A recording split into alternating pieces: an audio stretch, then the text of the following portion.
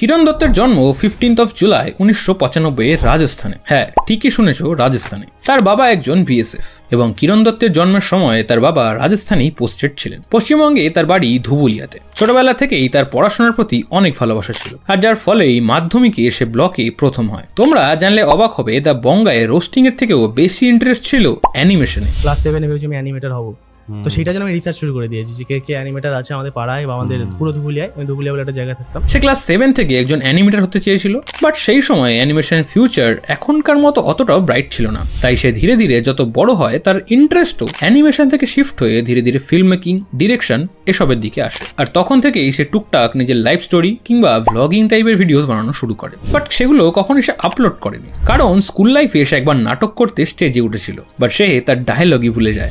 আমি একবারই নাটক করেছিলাম ছোটবেলায়। আমার দুটো মতো ডায়লগ ছিল, আমার দুটো ডায়লগ ভুলে গেছিলাম কাইন্ড অফ।